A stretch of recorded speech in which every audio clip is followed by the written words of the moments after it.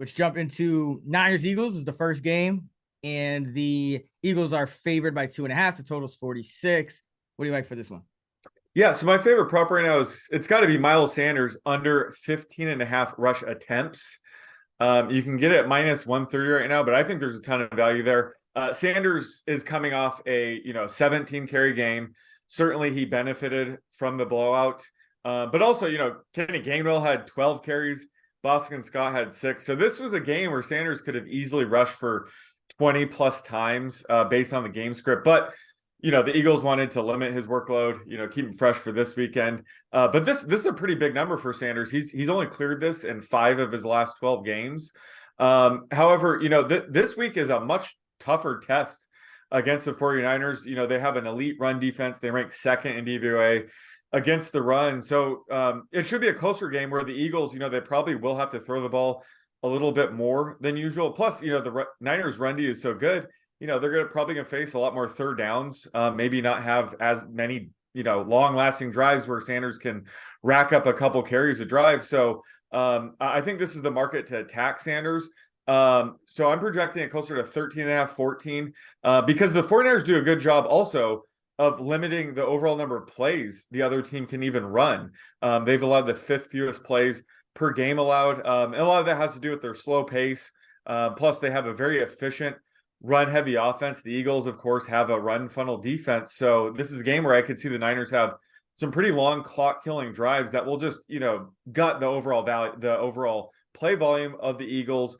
And the Niners have only allowed 4 different running backs to clear this number on the season. So with the Eagles, they have Gainwell, Scott, and Hurts, of course, that eat into Sanders' workload. I just think it's going to be tough for him to get here.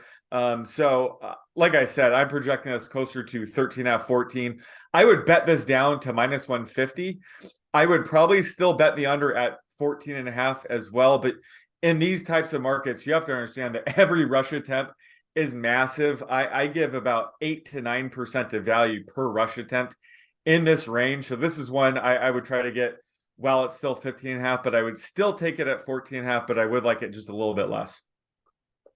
Yeah, and when you say, you rather attack this market, I'm assuming you mean then the rushing yardage market, which is already pretty sharp. It's already down to about 55.5 across the market, which is interesting because, they're essentially projecting him to rush for well under 4 yards per attempt in this market. I have him more like about 14 for 60. Like I'm under the carries definitely, but the yardage, they're really kind of squeezing them with the with and he's defense. The Niners, when I took the Zeke Elliott under 11.5 yards for his longest rush attempt, by far my favorite prop of almost the year, I would say. Just the Niners are a very good defense. I think that goes without saying, but they do explain it. They limit explosive runs, but Sanders is one of those backs where you could easily see him rip off a 30-plus yard run, no matter what kind of defense he's facing. So I think that the angle here is certainly just the overall volume. And like I said, half the reason I like this is the Niners' ability to keep the other team off the field. So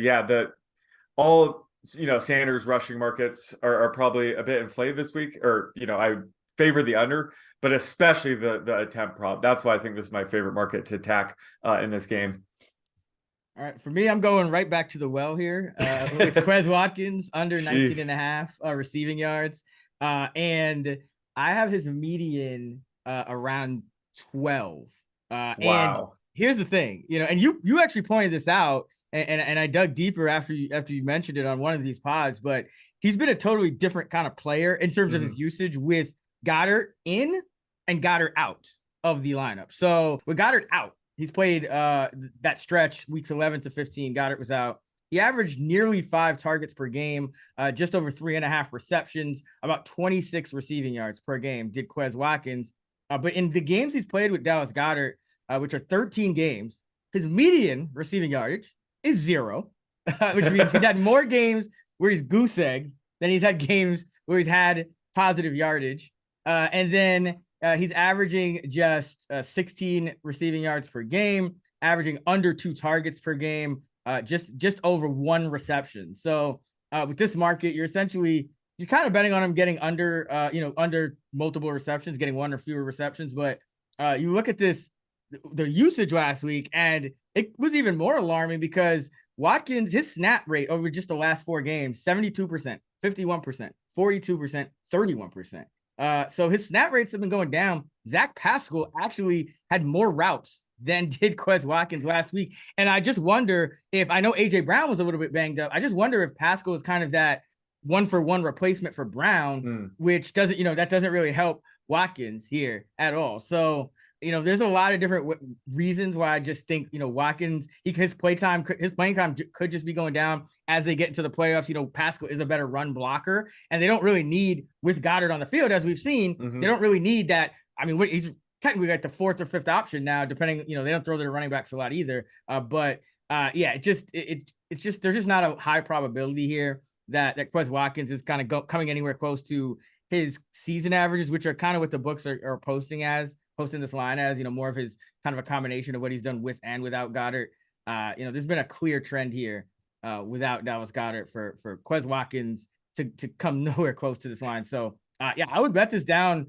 I mean, his real median is 0. I have it projected around 12. Yeah. I don't mind it. I don't mind it to about 13.5 here, because essentially you're just kind of betting on him, not getting multiple catches here. So, there's a good chance that he goose eggs again, but there's also a good chance if he catches one ball, he could go over this anyway. So, I'm not super price sensitive to it here, but I would bet it to about 13.5. And I mean, if his average catch this year is under 11 yards, which is interesting. So you could even go lower, but I kind of, again, it's a little higher with Goddard out because of the ADOT. So I think about 13 yards, would be his median catch in this kind of environment. So anything over 13, I think you're still fine here. But again, good chance he goose egg. So it's not one where I'm going to be super price sensitive. Was this the same line he had last week? It closed at that. When it opened at 21.5, I think I got it there. But then obviously talking about it all week, it did start. I don't know if that was just us or other people, I'm sure, were on it as well. But I did notice that. I got it 21.5. That's where I believe it opened. And by the end of the week, it was around this number. So they're essentially opening it now at the number it closed at. But I still think that's too high, because same as last week, his median is going to, especially for a guy like Watkins, because he has a higher ADOT, especially with Goddard in. His median is going to be a lot lower than his average. He's not like one of these slot guys that you can count on to get like an 80% catch rate. And, it kind of doesn't matter whether you're talking about average or median. Like there's a big difference between Watkins' average and his median. And that's, the books are kind of just banking on people not really, differentiating between the two. So, Quez Watkins under 19.5. We'll bet this all the way down to 13.5. What about his so I love him for showdown slates because he's a boom bust player. Obviously he busts more than he booms. But what do you think about his receptions prop? Right now it's 1.5. You get the under at like plus 115. You were saying he probably needs a couple of catches to clear this anyway. Like, is that a route to do? Would you just double down on that, or would you prefer that? I was looking at that. I was looking at that as well. I don't mind it either. The only thing is, let's say they do like it's the hard thing to predict is like these wide receiver screens and things like that. So I don't want him to get a cheap one. I still feel like it's more likely that either way he goes under his yardage, but I was looking at that. But I think there's a little more chance for him to get like a cheap over. Because he did have in like week 18, for example, he had like 2 catches for 14 yards. You know what I mean? It's like sometimes it's like a guy's quiet, and so they just throw him like a cheap wide receiver screen. So that is always something to look out for. But overall, I think the unders for him either way, just because based on what we've seen this whole season with Goddard and based on what we've seen last week with Pascal overtaking him, I don't know if that's just, something with how to do with Brown, or that we're going to see that going forward. But either way, I show value on both, but usually tend to go to the yardage props in these kind of markets when there is value on both. But that's a good call. And I do show value. So if people want to go that route, or if the yardage number has dropped more, I don't mind it at all.